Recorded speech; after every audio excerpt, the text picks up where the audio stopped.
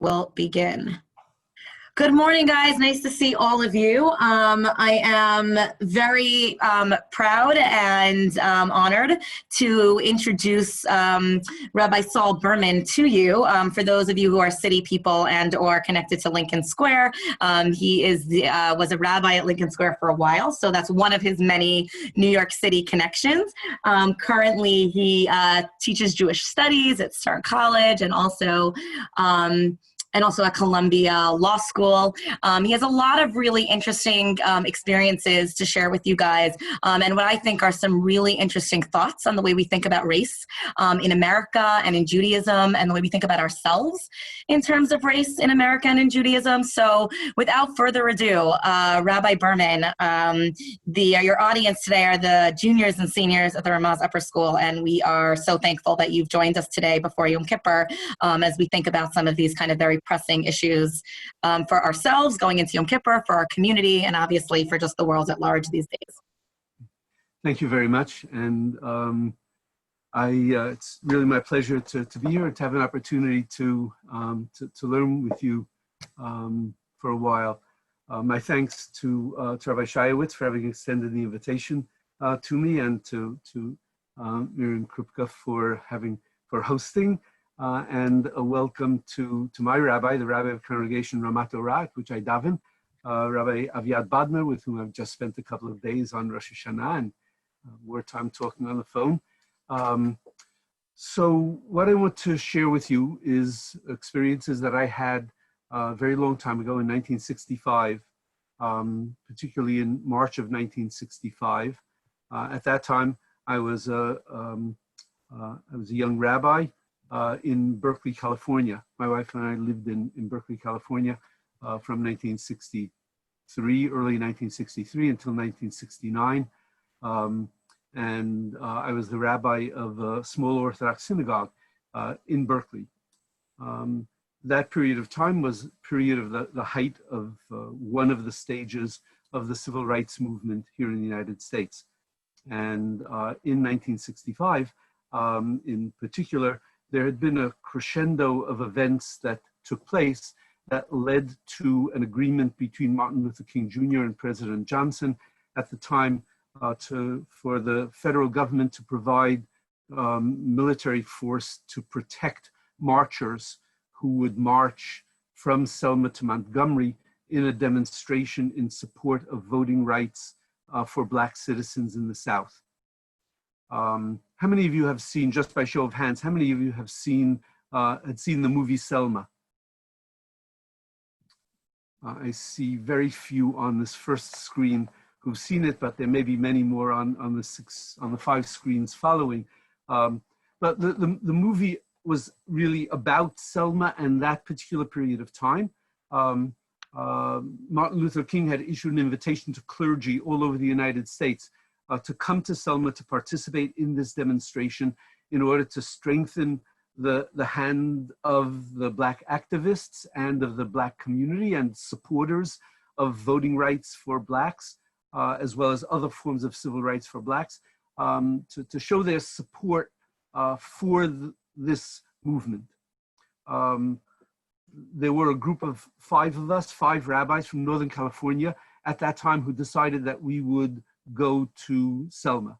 I'll speak to you a little bit later on about what precisely motivated me and why I made the decision to spend a week in Selma, engaging in demonstrations and various activities on behalf of voting rights for Black citizens. Just something about that period of time. Over the course of those approximately 5 years, there were somewhere in the neighborhood of 60 people who were killed by whites. Most of them were Blacks who were killed. Some of them were whites who were killed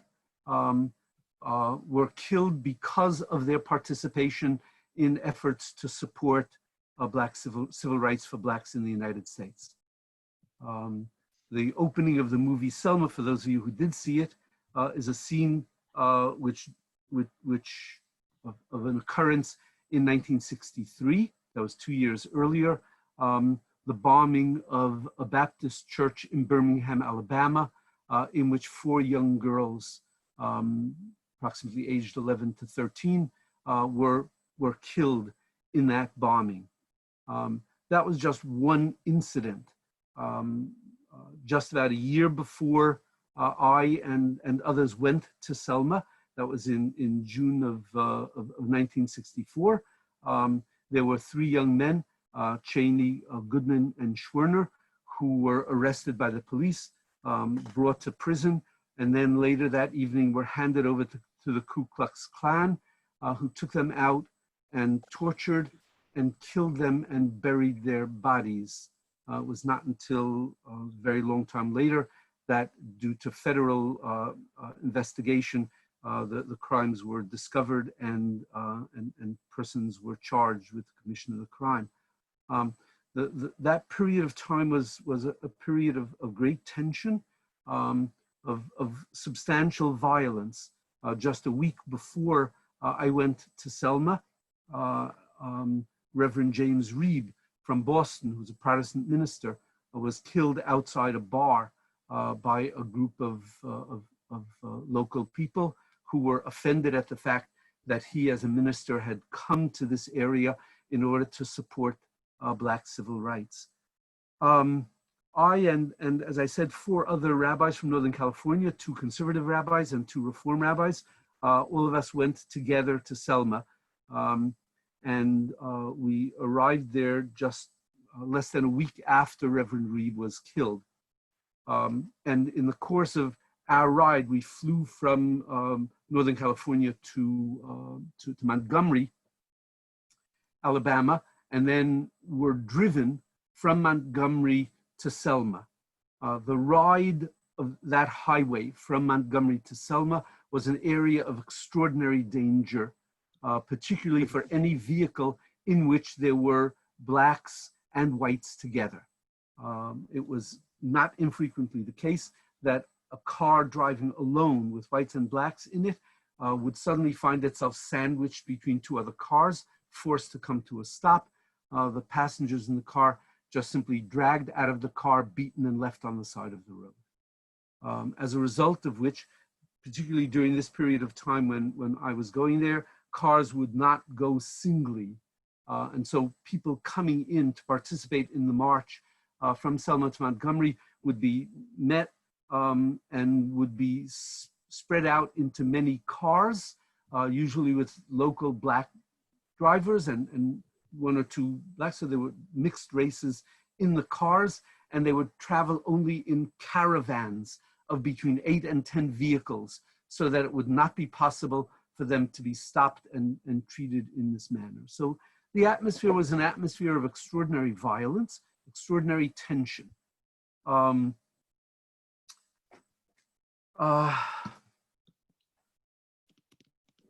Soon after my arrival, there are just a number of instances that I want to describe to you that occurred during my stay in Selma.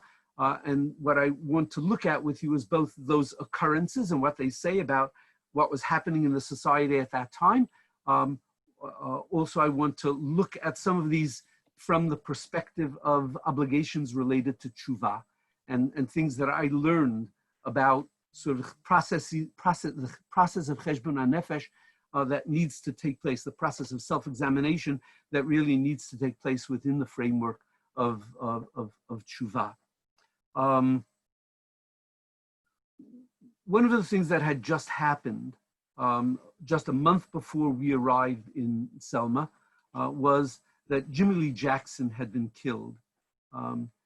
Jimmy Lee Jackson, I knew relatively rapidly after our arrival in that area about the death of Jimmy Lee Jackson, because it turned out that the driver of the car which was taking us from Montgomery to Brown's Chapel in Selma was an uncle of Jimmy Lee Jackson. The death of Jimmy Lee Jackson was reported, and the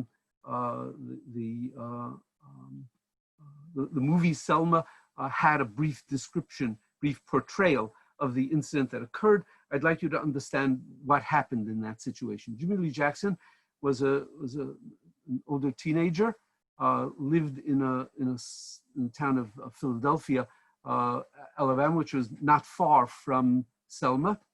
And he and his mother and his grandfather went to participate in a demonstration on behalf of voting rights.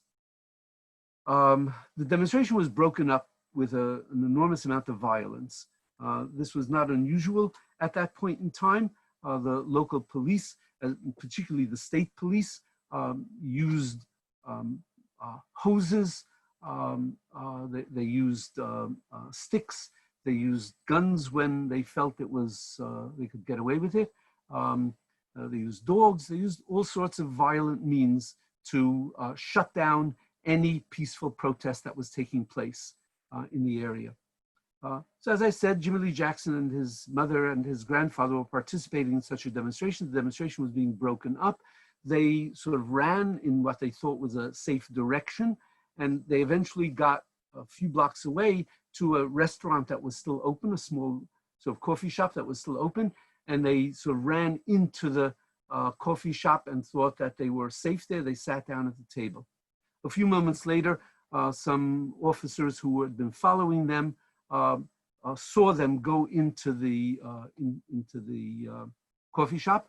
They entered to the coffee shop, and one of the officers grabbed Jimmy Lee Jackson's mother, threw her on the ground, and began beating her with his truncheon. Jimmy Lee Jackson had had some amount of training in nonviolent resistance, and he realized the worst thing he could do would be to attack the officer directly. And so in order to protect his mother, he threw himself over her body. He threw himself over her body. The police officer was outraged at this interference with his due administration of justice. And so he pulled out his gun, he held it to Jimmy Lee Jackson's back and said, "Get off her or else I'll shoot you." Jimmy Lee Jackson refused to move himself. He wanted to continue protecting his mother. And so the officer pulled the trigger, shot him, and with his foot rolled Jimmy Lee Jackson off his mother in order to be able to resume beating her. Meanwhile, the other officer who had come in realized that things had gotten, pretty far, and that his colleague needed to be stopped. And so he said to him, "Listen, I think we better call an ambulance." The first officer said, "No, let him die." The second officer said, "Listen, if he dies and we will not have called an ambulance, then we're going to really get into deep trouble."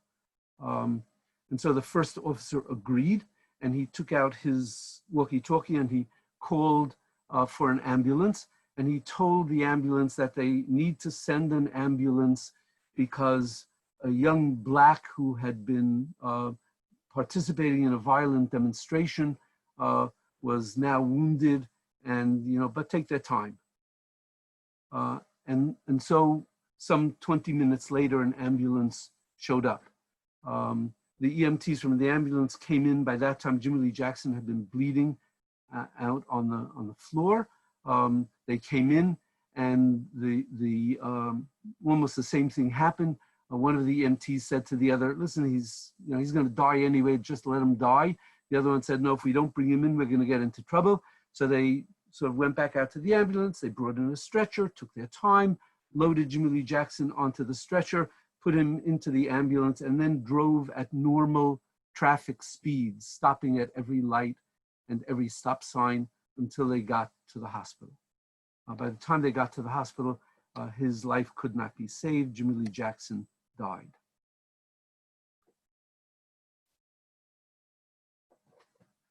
So it was with that introduction. I mean, all of this was described to me by Jimmy Lee Jackson's uncle. It's a matter of well-known fact. By now, it's been well documented what happened in that situation. And it was with that that I entered into Brown's Chapel, which was sort of the central meeting place for most of the civil rights activity that was going on in Selma at the time, in the basement of the church. there was a huge empty space, and there were about 25 desks spread out in that space, with each one with its own telephone. Each desk belonged, as it were, to a different organization that was working on civil rights and voter registration at the time. Each one of those organizations believed that their particular piece of the activity in dealing with civil rights matters was the singularly most important activity. It made me feel right at home, felt as if there were Jewish organizations arguing over which of their activities was really more important for the Jewish community and for the salvation of the Jews. In any case, that was sort of the central hub of all of the activities. Soon after our arrival, we were asked whether we would be willing to participate in a demonstration in front of the home of Mayor Smitherman. He was then the mayor of Selma. He was a young man. There were many people who believed that given his age, he would be more open to negotiations with the civil rights representatives. It turned out that he was not the case, but they were at that point attempting to induce him to engage in communication with the civil rights organizations by doing demonstrations in front of his home, indicating that people would not give up on attempting to get greater degree of civil rights, and particularly rights to register to vote, of getting that to happen through negotiations with governmental authorities. So we arrived, there were a group of about 125 of us who went to that particular demonstration. And within 5 minutes of our arrival, we were surrounded by police officers, and we were informed that we were engaged in an illegal action, and that unless we disbanded immediately, that we would all be arrested. The illegality that they said we were engaged in was violation of a local ordinance which forbade any form of demonstrations in the white neighborhoods of Selma. Literally, that's exactly what the city ordinance said. We said that we were not leaving. They had brought buses already. They loaded us up onto buses, and that was sort of my first arrest during this period of time. They brought us to the police station. There were some somewhat violent incidents that occurred during the period of transport. We were brought to the station. We were booked, and we were placed into a large hall. They didn't have enough cell space for us. The day on which this arrest took place, in which I was arrested, was Tanit Esther. Right, so it was the middle of March of 1965, and it was Tanit Esther. So I was fasting from that morning, and didn't have any food with me. And as Purim began to approach, I realized that I didn't have my Megillah with me. I knew that I had it in my knapsack that I had brought with me, but I had no idea where that was even at that point in time. In any case, so I didn't know exactly how I was going to handle the situation related to food. They were not giving us any food, and if they were to give us any food, I'm sure it would not have been kosher. And also I didn't have a Megillah with me, so I didn't know exactly what I was going to do in regard to Kriyat Megillah.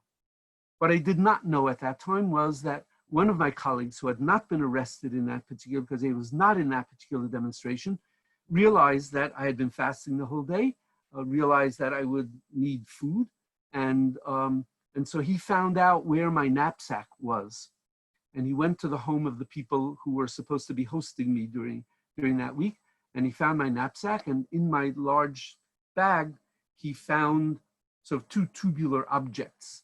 One was a salami that I had brought along with me, and the other was my Megillah, which was in a small case. So he decided that he was going to bring those to me because he had found out that I had been arrested and that I would need them. And so he sort of in total naivete went walking through the streets of Selma with these two tubular objects under his arms. Somehow, without incident, he made it all the way to the police station, which everyone was shocked about subsequently to discover. he was jumped when he got to the police station, because at the police station they saw this man walking with these two possible weapons under his arms, and you know, and they didn't know what they were, and so they jumped him, and he said, no, they're not weapons. The one is a salami. You know, there's this rabbi inside who doesn't have any food. He doesn't have any way to eat anything, and he fasted all day, and he needs this scroll. Also, they made him open up both packages. They examined them, and they said that you know, they would call me out. Now, I didn't know that any of this was happening. All I knew is that we were sort of in the prison, and the time was passing. And then suddenly a police officer entered this large hall and called out, is there a Rabbi Berman here? So I was not particularly anxious to identify myself at that point in time. I didn't know why I was being called out. And so I remained silent, and he went walking through the room. Many of the young people there were wearing kippot, not because they were Jewish, although some were, but because it had become common in and around Selma and other of the towns and cities where civil action rights had heated up. It was becoming very common for Baptist ministers and young blacks to be wearing kippot. You know, like these black silk, you know, linen kippot that they often give out in shuls. They were wearing them as freedom caps. There was a minister, sort of the activity of wearing them had been traced back to a particular minister who reported that the reason he put that on all the time whenever he was out in a civil rights demonstration was because when police officers would look at him, at first all they would see is a black man. But then when they saw the kippah, it sort of threw them off guard, made them think, no, maybe he's Jewish. As a result of which, he said, his treatment at the hands of police improved by about 1,000% once he started wearing this kippah. And sort of the practice started, and while there was a great deal of general identification in the Baptist you know, Christian community with the Exodus as the story of their liberation, the wearing of the kippah became sort of a common phenomenon. This man, the police officer, was walking through, he didn't know who, he saw me. For some, I mean, the kippah that I'm wearing now is about the same as what I used to wear then, a sort of larger black, just black woven kippah, and saw me sort of a little bit different. I was black beard then, and much shorter beard. And he asked me straight out, you know, are you Rabbi Berman? I said, yes. So he said, you come with me. So I came out not knowing what I would meet up with. And then what I did meet up with was the gift of my friend's anticipation of my needs. You know, the salami and the Megillah. We ended up reading the Megillah that night in jail to the crowd that was there, amongst whom were a sizable group of Jewish students, most of whom hardly knew what Purim was, and had never heard a reading of the Megillah, but were there because for young Jews at that point in time, engagement in civil rights was perceived as an act of extraordinary righteousness. Later that evening, we were still there in that same room, and another officer walked into the room, and he asked, is there a Rabbi Gumbiner here? So I knew that there was a Rabbi Gumbiner there. He was sitting right next to me, as a matter of fact. He was my colleague from Berkeley, California. He was the rabbi, the rabbi of the Hillel Foundation at the University of California at Berkeley, whom I knew very well. The officer went around asking Rabbi Gumbiner, whispered to me, he's not going to identify himself. He doesn't, you know. Police officers walking around. He saw me again. He saw this other 25-year older gentleman sitting next to me. He looked at him. He says, are you Rabbi Gumbiner? He says, yes, I'm Rabbi Gumbiner. Said the officer, you're going to come with me. Rabbi Gumbiner said, no, I'm not going anyplace. Said the officer, well, you're going. The only question is whether you'll be dragged by your foot or you'll walk on your feet. So Rabbi Gumbiner said, well, I'm not going to go myself. So I said I would go with him. The person sitting to his right said, I'll go with him as well. So the three of us got up and we went out. Rabbi Gumbeiner had not told any of us, even during the trip, during the flight or any of the preparations for this trip from Northern California to Selma, had not told any of us a particular fact about himself. I mean, we knew the name Gumbeiner, right? Anyone who I see recognize the name Gumbeiner? Gumbeiner, anybody? Rabbi Abraham Gumbeiner, middle of the 1600s, the author of the Magen Avraham, right? The author of the Magen Avraham. Nobody studies Shulchan Aruch without studying the Magen Avraham, and the Psak in Ashkenaz is largely in accordance with the Magen Avraham. This Rabbi Jacob Gumbeiner was a direct descendant on the male line of Rabbi Abraham Gumbeiner. Rabbi Jacob Gumbeiner was a Reform rabbi. He had been ordained at Hebrew Union College in Cincinnati. He had not told us that after he was ordained, his first pulpit was as the rabbi of the Reformed Temple in Selma, Alabama. He had remained there for many years and then left and went into Hillel work and then became the Hillel rabbi at the University of California in Berkeley. But apparently, as names of people who had been arrested began to circulate, some police officer had seen the name, thought it might be familiar, mentioned to a member of the Reformed Temple that there was a Rabbi Gumbeiner under arrest, and a group of the leaders of the Reformed Temple, which was the central Jewish organization of the Jewish community of Selma, asked for an opportunity to meet with Rabbi Gumbeiner. And that's why he had been called out.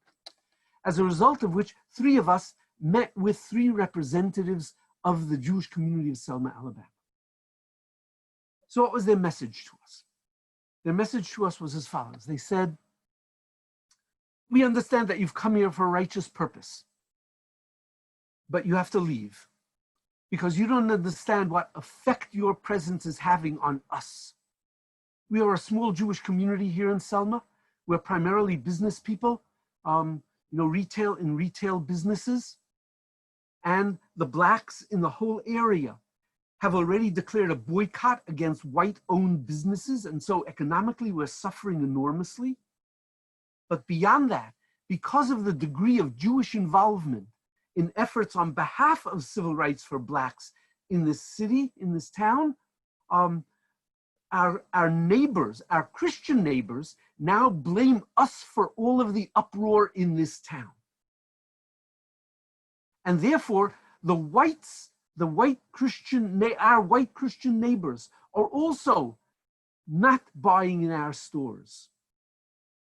And they have socially isolated us as well as economically deprived us of the opportunity to do business. So, you people may mean well by coming here, but, you're doing something to us that's really, unconscionable. So I'll spare you about 3 hours of heated discussion that then resulted. The core of our message to them was essentially as follows. We said to them, we understand what you're saying. And if there's some way that we can help relieve this problem, then we would do anything that we can, including speaking to leaders of the national Jewish community to either help you relocate or to help you gain economic aid. But we can't leave. Why not? It's 1965, we said to them. It's 20 years after the end of the Holocaust. During these past 20 years, we have been telling good Christians of Germany, of Poland, of Lithuania, of France, of all of the European countries, that the parties responsible for the slaughter of 6 million Jews is not just Hitler, and not just Eichmann, and not just the SS, and not just the German army, and not even the local armies and governmental figures of all of those countries who collaborated with the Germans, but all the good Christian citizens who, beginning already in 1933, when there were the beginnings of bias against Jews, when Jews were told that they would be denied admission to certain schools, that they would then not be allowed to serve in certain professions. Before even synagogues began to be burned. And thereafter, that during that whole period of time, good Christians remained silent. And they remained silent in order to protect their social and economic well-being. And Pope Pius XII, during that period of time, was telling Catholic priests that while secretly they could try to help Jews, that they could not overtly, they could not openly attempt to help Jews, because the result of that would be that the Protestant leadership of these countries would then increase the bias against Catholics, and that would result in social and economic negative effect on Catholics. So we said to our fellow Jews, so what is it that you want us now to tell all of these people whom we have been telling now for these 20 years that they share in the guilt for their failure to have spoken out early to help Jews? What are we supposed to tell them now? That when Christians remain silent, when Jews are persecuted, that they are at fault. But when Jews remain silent, when Christian blacks are being persecuted, we have the right to remain silent because of the social and economic impact on other Jews? Really? Is that the nature of our ethical conviction? That others had a duty to rescue us, but we don't have a duty to rescue anybody else? As you can well imagine, this was not a simple conversation. And the difficulty of that conversation remains with me to this day every time I describe it. And I feel the pain that our fellow Jews were experiencing and their inability to hear what we were saying, and our own insistence that our sense of responsibility needed to be accorded their respect.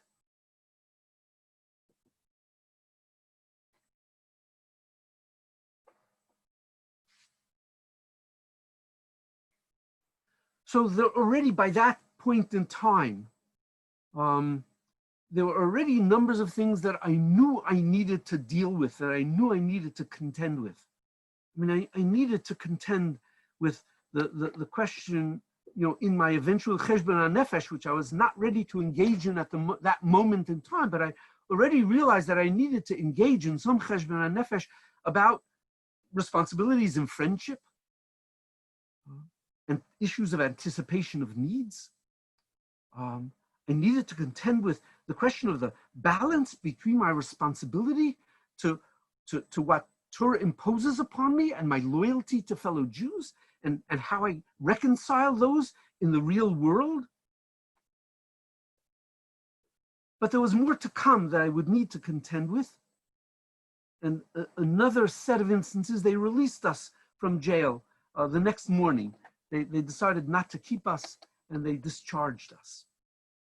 We went back, and then the next few days we participated in a variety of other kinds of activities, going with Black citizens, attempting to help them register, and seeing how they were refused for no reason at all. They were denied the opportunity to register to vote. Then on Friday, early on Friday, there was another demonstration that I participated in. And again, this time there must have been close to 250 people at that demonstration, because there were a lot more people in Salem at the time who were expecting to go on the march that would be taking place on Sunday, the following Sunday.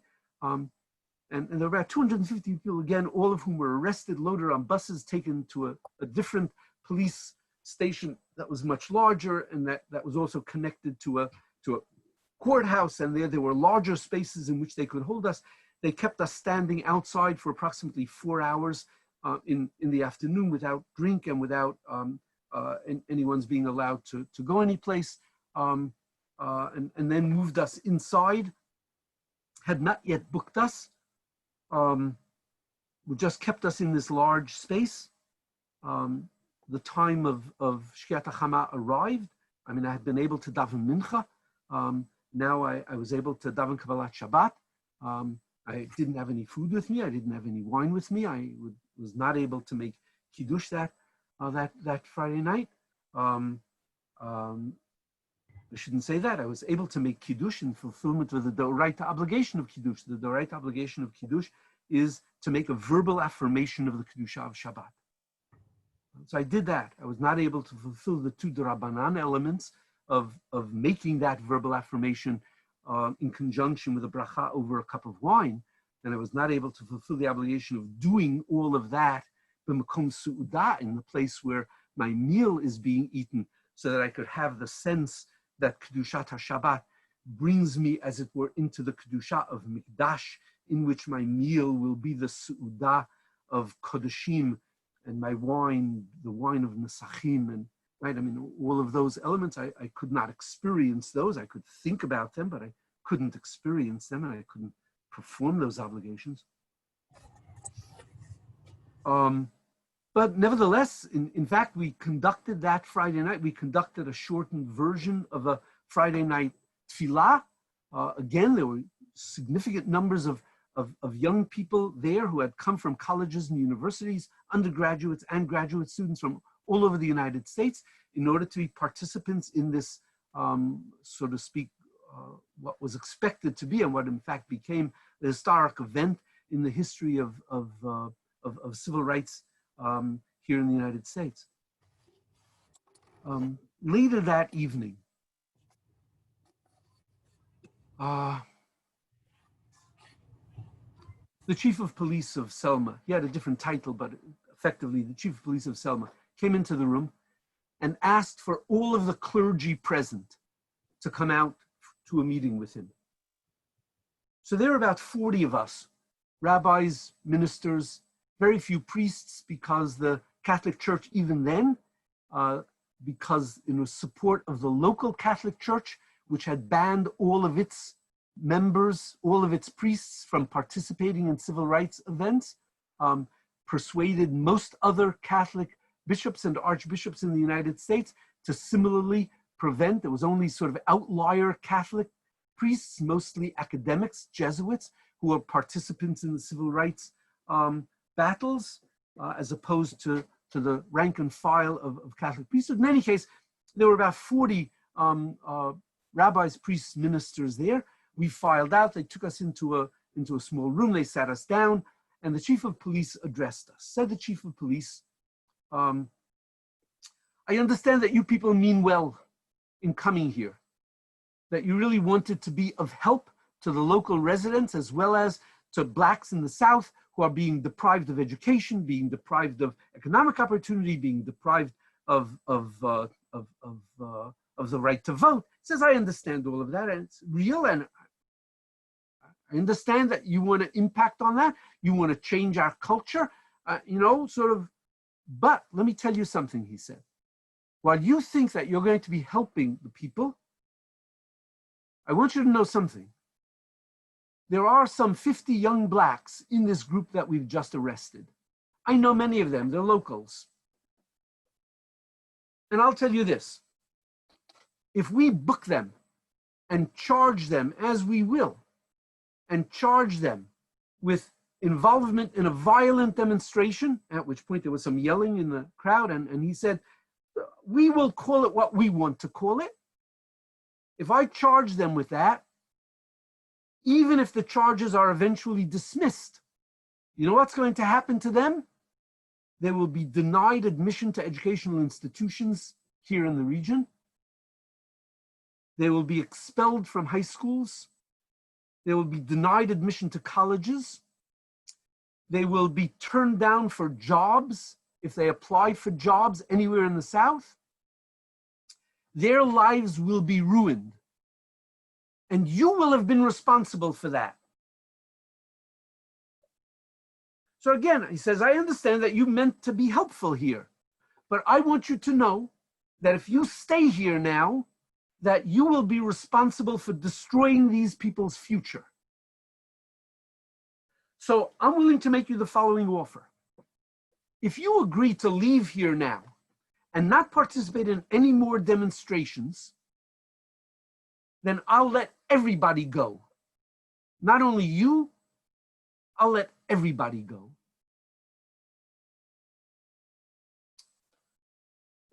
So we said, well, we need to have an opportunity to think about that, right? I mean, that clearly raised some very serious ethical problems for us. So he said, fine, so just call me and let me know your answer. You can tell the officers they'll get me on the phone and you'll tell me your answer. So we returned to this large room.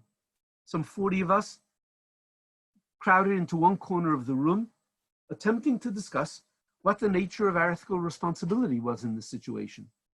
We knew what was driving us to be here, but we had not anticipated that we could have that kind of a significant detrimental effect on the lives of the individuals with whom we had now been arrested.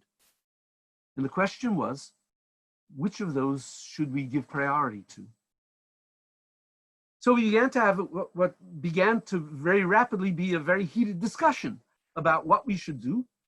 Word of what we were discussing began to get out into the larger group that was there. And then a striking thing happened.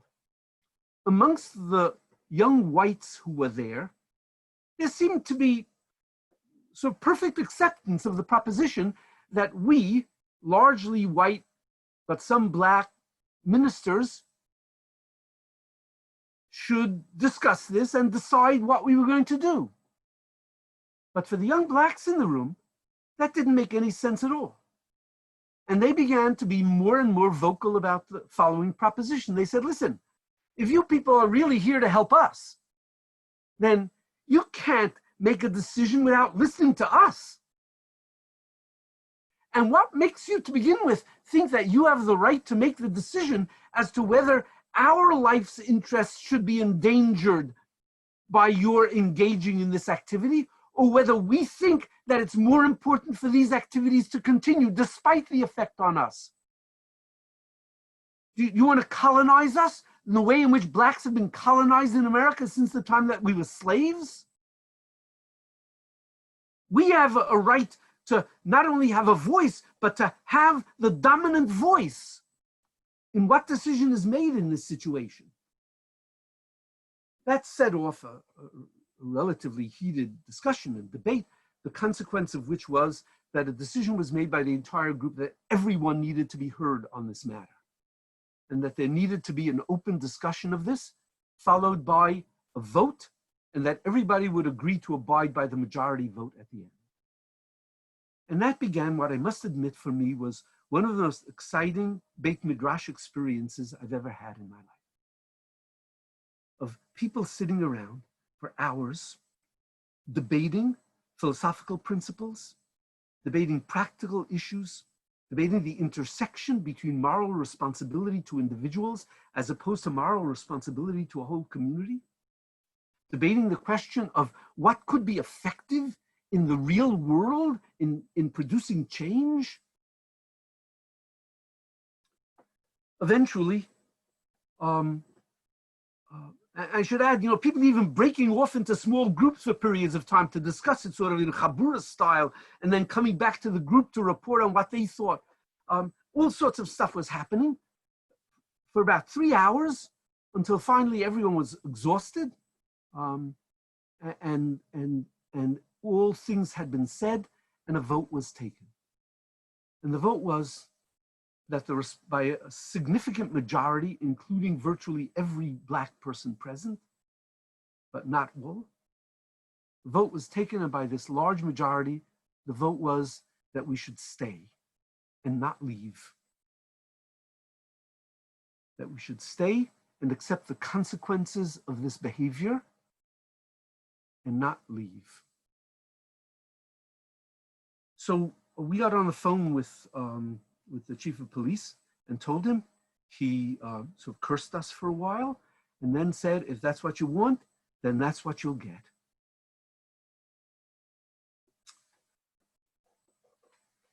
We went back into the room. And then, for the rest of the night, we got some sleep. People continued talking. For me, there wasn't much to be done. I spent a long period of time talking to a number of individual people, to some groups. It was, and then the morning came. I didn't have a siddur with me. And at my current age, I don't like to recite anything by memorization anymore. But, you know, in those days I was young and felt that if I knew it, I could have it memorized and I could recite it. You know, I could daven without a siddur. And so I did. I davened without a siddur. And then at about 11 o'clock in that morning, an officer walked into the room and said that the chief of police had decided that since the entire area was now completely flooded with media from all over the world in anticipation of the march that was going to take place on Sunday morning, I must admit to you that I believe, based also on current observation, that the reason the media were there was not because of the march. The reason the media was there because they were hoping that they would be able to get films of violence, as happened on the 2 prior occasions when this happened, and that media decisions of coverage in these matters is largely determined not by the merits of the event, but by the likelihood of getting visual effects, like riots and mass stuff. Okay, in any case, that because of the vast amount of media, it would not be beneficial for the city of Selma to have to book and charge 40 clergymen amongst this larger group with violation of civic ordinances. It would call attention to the probable unconstitutionality of the ordinance anyway. And so they decided that they're going to let us all go. But they said it's not safe for us to walk from this courthouse police station back to Brown's Chapel because we have to go all the way through the white neighborhood of Selma to get there. And that would not be safe for us because feelings in the city are really aroused. And that therefore they're going to have buses lined up in front of the building shortly, and that we all get on the buses and they'll drive us to Brown's Chapel. So I mentioned to this young black man who I had been spending a long time with during that nighttime, talking about all sorts of stuff. I said to him, listen, you know, I don't ride on the Sabbath. It's my Sabbath. And, you know, my connection to this Sabbath has been very tenuous to begin with because I haven't been able to do all of the things that I'm accustomed to doing on the Sabbath. I don't need the ride. I don't need the ride. I don't ride and I don't need to, and you know, I'll walk back. So he said to me, no, you're crazy. He said, it's really not safe. I mean, you know what happened to Reverend Reeb, right? I mean, he got killed just in the streets. Like, you know, you can't walk back. And I said, no, I mean, I've been in and out of the town 5 or 6 times, you know, I mean, from the black neighborhood into the white neighborhood, doing a variety of activities. I think I know where the dangerous bars are. So I have a sense that I know my way around. I'll be perfectly fine. And he said, no, you're not going to be perfectly fine. I mean, you're really going to be putting your life at danger in doing this. And I, you know, 25 years old at the time, I said, no, I'm perfectly safe. I'm fine. We sort of got separated then, and we didn't really see each other again. About an hour later, they ordered everyone to line up to go out to the buses. The line was at the top of the stairs, and they instructed the people at the top of the stairs then to start marching down and get on the buses. And the front line of people at that crowd said, nope, we're not getting on the buses. Said the police officer said, what are you talking about? And they said, we're not getting on the buses because there's a Jewish rabbi here and he does not ride on the Sabbath. And we're not going to leave him alone. Rabbi, I don't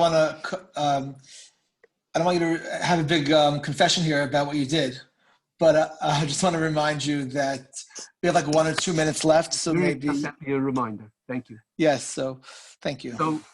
So he said they're not going down. They're not getting on the buses. The police officers said they'll call the chief of police. The chief of police, the police officer said whatever he said. The police officer came back and said, okay, you're not going to get on the buses, then we're not going to force you to get on the buses. But it's not safe for you to be walking through the streets in Selma now. And so after months, if not years, of the police in Selma being deeply dedicated to the to the preservation of the peace of the white population of Selma while all of this turmoil was going on that Shabbat early afternoon, 250 people, mixed whites and blacks, were marching through the streets of Selma with a phalanx of police officers on one side of us, of buses on the other side of us. Because in that short period of time, there had developed a sense of mutual loyalty, a mutual sense of responsibility that was characteristic of what was developing at that time in the United States in the relationship between the Jewish and Black community, that led to that sense of mutual responsibility, of shared risk, the willingness to leave someone behind. So I promised Rabbi Shayowitz that I would talk briefly about the elements of Cheshbon HaNefesh that I emerged with in all of this. And so I don't have time to expand on them. Let me tell you briefly, first of all, the question of meaning of friendship. What does it mean to form a friendship?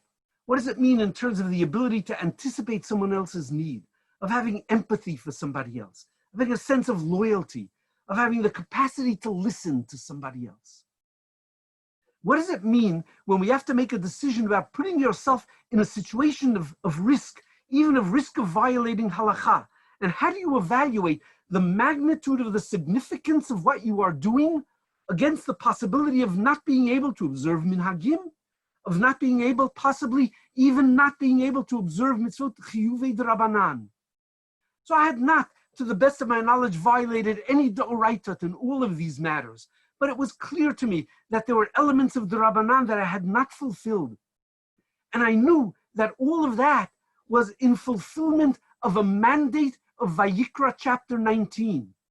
Because if you read Vayikra chapter 19, Psukim 9 through 18, you find a sense of what Torah expects of us in our responsibility to the society in which we live, for the support of the poor, the respect of private property, for the avoidance of economic fraud, for not lying, for not doing Chilul Hashem, for not doing oshek, which is the emotional exploitation of vulnerable people, of not engaging in robbery, of not delaying payment of people's salaries, of protection of the disabled, of living a life of Yirat Hashem, of avoiding any injustice, of avoiding favoritism and judgment based on either poverty or wealth, of righteousness in the judiciary, of not engaging in verbal abuse, of a duty of rescue toward others, of eliminating hatred, of engaging in chastisement to correct individuals and to correct the society, of avoiding any form of vengeance, either in action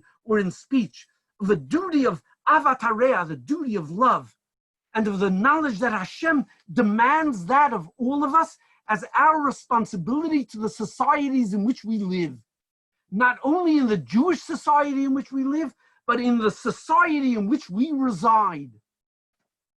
And how we then use that knowledge as a basis of knowing what our responsibilities are, what our accountability is as citizens in this country.